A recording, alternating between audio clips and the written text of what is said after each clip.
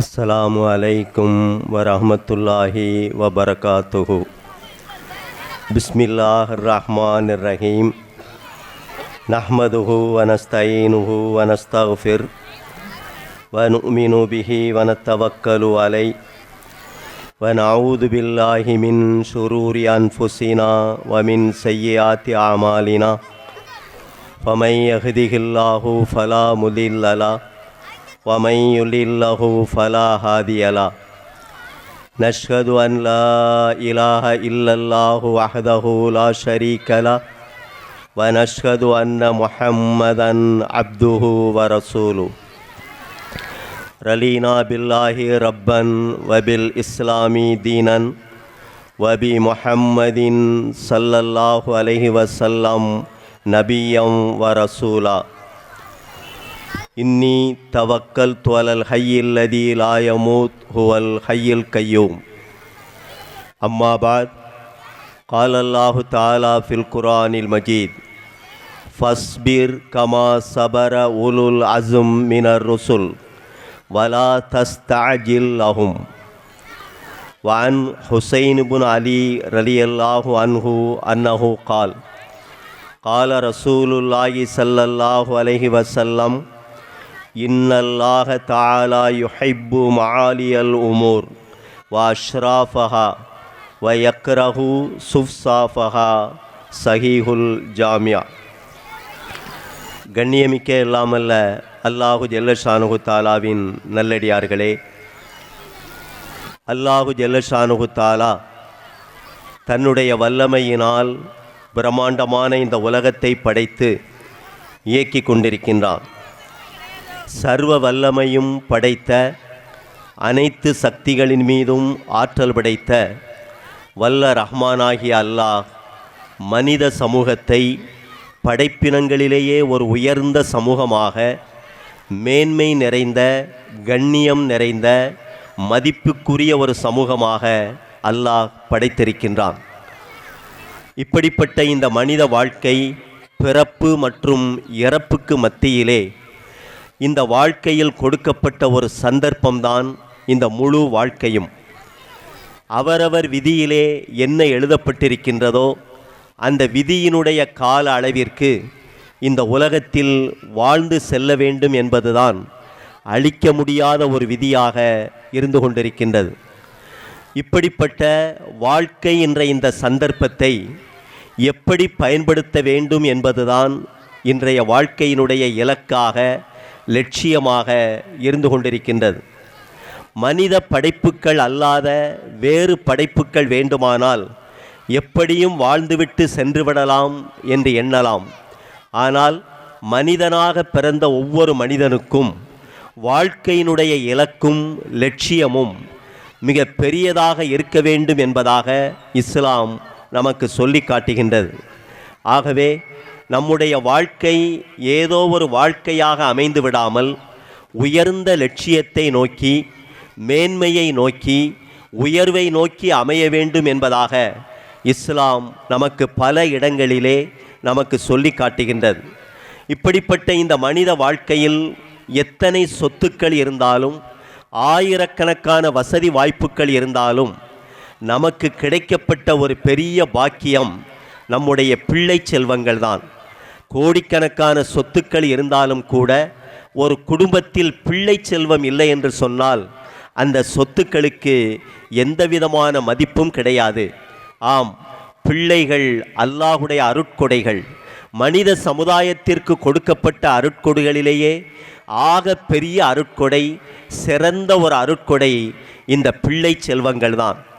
எப்படி ஒரு விவசாயி ஒரு பயிர்களை பாதுகாப்பு உணர்வோடு வளர்க்கின்றானோ, எல்லா விதமான கடமைகளையும் அந்த நேரத்திலே நிறைவேற்றுகின்றானோ, அதைவிட அதிகமாக கவனம் செலுத்தப்பட வேண்டிய ஒரு அருட்கொடை தான் பிள்ளைகளுடைய ஒரு அருட்கொடை. பிள்ளை செல்வம் என்ற இந்த அருட்கொடை முழுமையாக பாதுகாக்கப்படுவதற்கும் கண்காணிக்கப்படுவதற்கும் எல்லா விதமான பாதுகாப்பு அம்சங்களோடு வளர்க்கப்படுவதற்கும் தகுதிமிக்க ஒரு சமூகம் என்று சொன்னால் அது நம்முடைய பிள்ளைகளாக இருந்து கொண்டிருக்கின்றார்கள். ஆம், இந்த பிள்ளைகள்தான் நாளை சமுதாயத்தினுடைய தூண்களாக, சமுதாயத்தினுடைய தலைவர்களாக, சமூகத்தை வழிநடத்தக்கூடிய வழிகாட்டிகளாக உருவாகின்றார்கள். இந்த பிள்ளை செல்வங்கள் என்ற, பிள்ளைகள் என்ற இந்த சமூகத்திற்கு அஸ்திவாரமாக அல்லாஹ் நமக்கு சொல்லி காட்டுவதெல்லாம் கல்வி என்பதைத்தான் நாம் புரிந்து கொள்ள வேண்டும். இந்த உலகத்திலே இறை வேதம் முதலாக அல்லாஹுடைய அருள் என்ற இந்த வேதம் பூமியை தொட்டபோது இக்ரா என்ற அந்த வசனத்தின் மூலமாகத்தான், கல்வி என்ற அந்த வசனத்தின் மூலமாகத்தான், ஓதுதல் என்ற அந்த வசனத்தின் மூலமாகத்தான் இறை செய்தி இந்த பூமியை தொட்டது என்பதை நாம் புரிந்து கொள்ள வேண்டும். 1000 அருட்கொடைகள் இருந்தாலும் கல்விதான் கலங்கரை விளக்காக, வழிகாட்டும் ஒளி விளக்காக, சமூகத்தை முன்னெடுத்து செல்லக்கூடிய, வழிநடத்தக்கூடிய நட்சத்திரங்களாக ஜொலித்து கொண்டிருக்கின்றன. இதனால் தான் குர்ஆனிலே பல இடங்களில் கல்வியை பற்றி அல்லாஹ் பேசுகின்றான், அறிஞர்களை பற்றி பேசுகின்றான், சிந்தனை செய்வதை பற்றி பேசுகின்றான், படைப்புகளை சிந்தனை செய்ய சொல்லுகின்றான், அறிவை பயன்படுத்தும்படி சொல்லுகின்றான், கல்விக்கு உண்டான பாதைகளை தெளிவாக அமைத்து கொள்ளும்படி இஸ்லாம் நமக்கு சொல்லி காட்டுகின்றது. அப்படிப்பட்ட கல்வியினுடைய உலகம் இன்று பரந்து விரிந்த ஒரு உலகமாக இருந்தாலும், கல்வியினுடைய எத்தனையோ விஷயங்கள் இன்று உலகத்தில் அதிகமாக பரவி கிடந்தாலும், இறை நம்பிக்கையாளர்களாக கல்வியினுடைய பாதுகாப்பு உணர்வும், கல்வி என்பது இறை நம்பிக்கை, ஒழுக்கம், சிறந்த கலாச்சாரம், உயர்ந்த பண்பாடுகள், நேர்மை, நீதி, மனித நேயம், மனித தன்மைகள், சாந்தி, சமாதானம், உள்ளங்களோடு இணைப்பு, உறவுகளோடு இணைப்பு என்பதாக அந்த கல்விக்கு நிறைய அஸ்திவாரங்களை இஸ்லாம் சொல்லி காட்டுகின்றது. இதனால் தான் ரசூலுல்லாஹி ஸல்லல்லாஹு அலைஹி வஸல்லம் அவர்கள் ரப்பி ஜிதினி இல்மா என்பதாக, என்னுடைய இறைவா என்னுடைய கல்வி ஞானத்தை நீ அதிகப்படுத்தி தருவாயாக என்று கேட்டபோது கூட நபி அவர்கள் அல்லாஹ்விடத்திலே அல்லாஹும்ம இன்னி அஸ்அலுக இல்மன் நாஃபியா என்பதாக கேட்டார்கள். ஆம், என்னுடைய இறைவா, நான் பலன் தரக்கூடிய, பிரயோஜனம் தரக்கூடிய கல்வியை நான் உன்னிடத்தில் கேட்கின்றேன் என்பதாக உயர்ந்த கல்வியை, மேன்மை நிறைந்த கல்வியை, பரிசுத்தம் நிறைந்த கல்வியை, ஒழுக்கம் நிறைந்த கல்வியை ரசூலுல்லாஹி ஸல்லல்லாஹு அலைஹி வஸல்லம் அவர்கள் கேட்டிருக்கின்றார்கள்.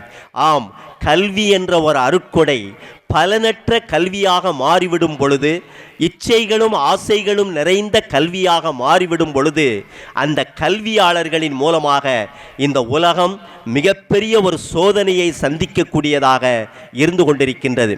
எந்த கல்வியிலே இறை நம்பிக்கை கலந்து விடுமோ, மறுமையினுடைய தேட்டம் கலந்து விடுமோ, அல்லாஹுடைய நேசமும் நபியினுடைய நேசமும், அல்லாஹ்விடத்தில் நாம் பதில் சொல்ல வேண்டும் என்ற அச்ச உணர்வும் பாதுகாப்பு வளையங்களாக, கடிவாளமாக இந்த கல்வியை நாம் சுற்றி வளைத்து விடும் பொழுது, அந்த கல்வி இந்த பூமியிலே ஒரு சமாதானத்தை உண்டாக்கும்.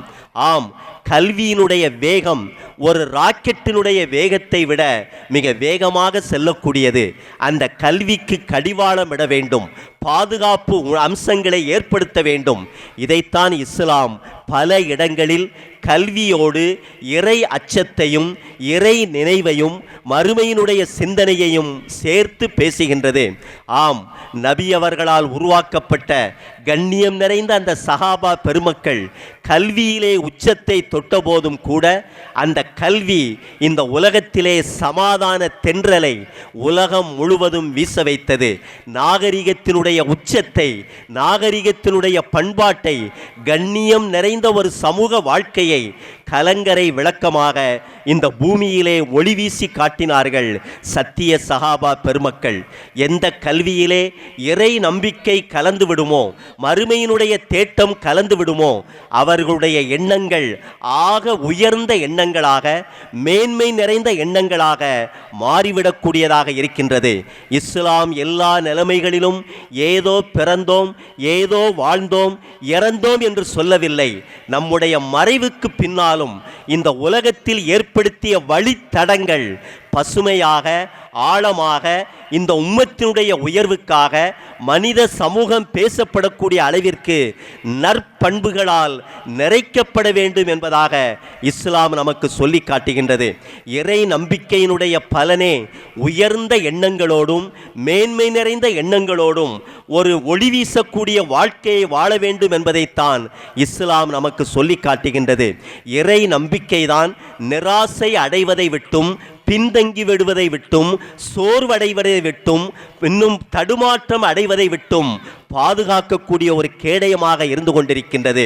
ஆம், நபி அவர்களுடைய பல மொழிகள் இறை நம்பிக்கையாளர்கள் பௌர்ணமியை ரசிப்பதற்காக, நட்சத்திரங்களை ரசிப்பதற்காக தன்னுடைய தலையையும் பார்வையையும் கம்பீரமாக உயர்த்தி பார்க்கக்கூடிய வகையிலேதான் நபி அவர்களுடைய நிறைய பொன்மொழிகள் நமக்கு அலங்கரித்து கொண்டிருக்கின்றன. அதே நேரத்தில் பலவீனத்தின் காரணமாக, தாழ்வு மனப்பான்மையின் காரணமாக, நிராசையின் காரணமாக நம்முடைய கால்களுக்கு கீழே பார்த்து கொண்டிருந்தோம் என்று சொன்னால் உயர்வை நாம் ஒருபோதும் அடைந்துவிட முடியாது. சொர்க்கம் என்பது ஒரு உயர்ந்த அருட்கொடையாக இருந்தபோதும் கூட ரசூலுல்லாஹி ஸல்லல்லாஹு அலைஹி வஸல்லம் அவர்கள் சொன்னார்கள், நீங்கள் அல்லாஹ்விடத்திலே சொர்க்கத்தை கேட்டால் ஜன்னத்துல் ஃபிர்தௌஸ் என்ற உயர்ந்த சொர்க்கத்தை கேளுங்கள் என்பதாக சொன்னார்கள். ஆம், ஏதோ ஒரு சொர்க்கத்தை அடைந்து விட்டோம் என்பதாக ஒரு இறை நம்பிக்கையாளன் கடந்து சென்று விடக்கூடாது. சொர்க்கங்களிலேயே உயர்ந்த சொர்க்கமாக இருக்கக்கூடிய ஜன்னத்துல் ஃபிர்தௌஸை அடைய வேண்டும் என்பதாக உயர்வான இலக்கை, மிக மேன்மை நிறைந்த ஒரு சொர்க்கத்தை, ஒரு அடையாளத்தை ரசூலுல்லாஹி ஸல்லல்லாஹு அலைஹி வஸல்லம் அவர்கள் நமக்கு சொல்லி காட்டினார்கள். நபி ஸல்லல்லாஹு அலைஹி வஸல்லம் அவர்கள் மரணித்த போது அப்துல்லா இப்னு அப்பாஸ் ரலியல்லாஹு அன்ஹு அவர்கள் பருவம் கூட அடையாத சிறு வயது பையனாக இருந்தார். நபி அவர்கள் மரணித்ததற்கு பின்னால், நபித்துவம் இந்த உலகை விட்டு விடைபெற்று சென்றதற்கு பின்னால், வானத்திலிருந்து பூமிக்கு இறங்கிக் கொண்டிருந்த அந்த இறை செய்தி துண்டிக்கப்பட்டதற்கு பின்னால் சிறு வயதாக இருந்த அப்துல்லா இப்னு அப்பாஸ் அவர்கள் தன்னுடைய வயதை ஒத்த ஒரு அன்சாரி தோழரிடத்திலே சொன்னார்கள், நபி அவர்கள் மரணித்து விட்டார்கள், நபி அவர்கள் இந்த உலகத்தை விட்டு விடைபெற்று சென்று விட்டார்கள். எனவே இப்போது சஹாபாக்கள் இருக்கும் போதே ஹதீஸ்களை மனனம் செய்வோம், குர்ஆனுடைய விளக்கங்களை கேட்போம். நபியினுடைய தொடர்பிலேயே வாழ்ந்து கொண்டிருந்த அந்த நபி தோழர்கள் இருக்கின்ற அந்த வாய்ப்பை நாம் பயன்படுத்திக் கொள்வோம் என்று அழைத்த போது அந்த அன்சாரி தோழர் சொன்னார், அபூபக்கர் இருக்கும்போது, உமர் இருக்கும்போது, உஸ்மான் இருக்கும்போது, அலி இருக்கும் பொழுது, பெரிய பெரிய மக்கள் எல்லாம் இருக்கும் பொழுது நாம் இந்த கல்வியை கற்று என்ன பயன் அடைகிவிடப் போகிறது? நீ ஒரு ஆலிமாக மாற ஆசைப்படுகின்றாயா என்பதாக இப்னு அப்பாஸ் அவர்களுடைய உயர்ந்த லட்சியத்திற்கு தடைக்கல்லாக மாறிய போது கொஞ்சமும் துவண்டு விடாமல் ஹதீஸ் கலையிலும் குர்ஆனுடைய விளக்க உரையிலும் நபி அவர்களுடைய தோழர்களுடைய அந்த சந்தர்ப்பங்களை சரியாக பயன்படுத்தினார்கள். அப்துல்லா இப்னு அப்பாஸ் ஒரு காலச்சக்கரம் சுழன்ற போதுதான் எந்த நபி தோழர்கள் நபியினுடைய சகவாசத்திலேயே இருந்தார்களோ அவர்களே இப்னு அப்பாஸை சந்தித்து குர்ஆனுடைய விளக்கத்தை கேட்கக்கூடிய ஒரு நிலை அவர்களுக்கு ஏற்படக்கூடியதாக இருந்தது. அப்படிப்பட்ட கல்விதான் நம்முடைய உயர்ந்த லட்சியங்களை, மேன்மை நிறைந்த ஒரு லட்சியங்களை உருவாக்கக்கூடியதாக இருந்து கொண்டிருக்கின்றது. கல்வி எங்கு வேண்டுமானாலும் கிடைக்கும். ஆனால் அந்த கல்வி, இறை நம்பிக்கை, மறுமையினுடைய தேட்டம், குர்ஆனுடைய தொடர்பு, நபியினுடைய சுன்னத்துக்களினுடைய நடைமுறைகள் என்ற அல்லாஹ்வினால் பொருந்திக் கொள்ளப்பட்ட உயர்ந்த அஸ்திவாரங்களின் மீது கட்டமைத்து தரப்படக்கூடிய இந்த ரஹமத் இஸ்லாமிக் ஸ்கூலிலே நம்முடைய பிள்ளைகள் படிப்பதை நாம் பெருமையாக நினைக்க வேண்டும். ஆம், இந்த கல்வி ஒரு ஏட்டுக் கல்வியாக சொல்லிக் கொடுக்கப்படாமல் நடைமுறை கல்வியாக, எந்த கல்வியை அல்லாஹ் பொருந்தி கொண்டானோ, எந்த கல்வியிலே இம்மை மறுமையினுடைய நற்பாக்கியங்கள் பொக்கிஷமாக நமக்கு கொடுக்கப்பட்டிருக்கின்றதோ அந்த தீனியத்தான உணர்வுகளோடு, அந்த உணர்வுகளின் அடிப்படையில் திறமை மிகுந்த கல்விகளை நாம் கற்றுக்கொள்ளும் பொழுது குர்ஆனை மனனம் செய்தவர்களாக நம்முடைய பிள்ளைகள் கலெக்டர் ஆகலாம், எஸ்பி ஆகலாம், ஏன் நாட்டையே ஆளலாம். ஆனால் குர்ஆனை நெஞ்சிலே சுமந்த ஒரு ஹாஃபிலுல் குர்ஆனாக, நபியினுடைய சுன்னத்துக்களை நடைமுறைப்படுத்தக்கூடிய ஒரு அற்புதமான இறை நம்பிக்கையாளராக அந்த கல்வி இந்த பூமியிலே பயணிக்கும் பொழுது அந்த கல்வியாளர்களிடத்திலே நம்பிக்கை துரோகம் இருக்காது, மோசடி இருக்காது, லஞ்சம் இருக்காது, அநியாயம் இருக்காது, அக்கிரமம் இருக்காது. எந்த விதத்திலும் தான் ஒரு இறை நம்பிக்கையாளன் என்பதாக தன்னுடைய பணியை லஞ்சம் என்பதற்கு இரையாக்கி விட மாட்டார். தன்னுடைய சுய லாபத்திற்காக சமூகத்தையே அடமானம் வைக்கக்கூடிய அளவிற்கு கீழ்த்தரமான காரியங்களை விட்டும் பாதுகாக்கக்கூடிய பண்பை இந்த இறை நம்பிக்கை உருவாக்கக்கூடியதாக இருந்து கொண்டிருக்கின்றது. ஆகவே எல்லாமல்ல அல்லாஹ் இந்த ரஹ்மத் இஸ்லாமிக் ஸ்கூலை பொருந்திக் கொண்டு இதிலே பயிலக்கூடிய மாணவர்களை இறை அச்சத்தோடும் இறை நினைவோடும் இறை உணர்வோடும் நபி ஸல்லல்லாஹு அலைஹி வஸல்லம் சுன்னத்துக்களை நடைமுறைப்படுத்தக்கூடிய நன்மக்களாக வாழ்ந்து இந்த பூமியிலே சமாதானம், சாந்தி, அமைதி, நிம்மதி, சந்தோஷம், உறவுகளை பேணுதல், அதிகாரங்களை சரியாக பயன்படுத்துதல் என்பதாக அல்லாஹ்விற்காகவே வாழக்கூடிய ஒரு உயர்ந்த சமூகம் இங்கே கட்டமைக்கப்படுவதற்கும் உருவாக்கப்படுவதற்கும் வல்ல ரஹ்மான் அருள் செய்வானாக. வாகுரு தாவானா அனில் ஹம்துலில்லாஹி ரப்பில் ஆலமீன்.